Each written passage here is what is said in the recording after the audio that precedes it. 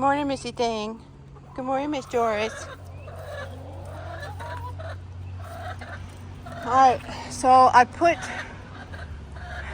a vinyl coated cable up here. See it? This is just the first one. It's strung at the highest point. Drilled a hole through the center post and running it over here to this post. So diagonally across, I actually bought 6 of them. I may only need to put 4 in here, but I'll probably do 5. So I can run one across the center and over to the building, the coop. Missy Ethel.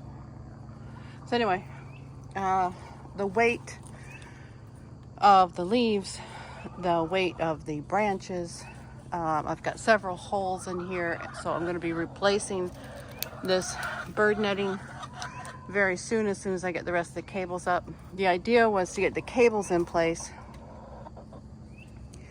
and pull this net up, because I don't want to have to have the run open at any time.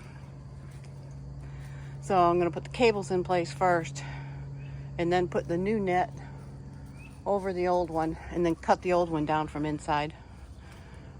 That way I don't have to worry about leaving it open if something happens. So yeah, but I can walk over here right now with just this one cable, and this is wonderful. I don't have to duck my head under a net full of branches. See how low this is right here? I'm walking straight on. This is like 3.5 feet off the ground. I have to duck. So I come through with a broom and knock it all off. It raises it, but not enough. So the cable will certainly help hold the net up.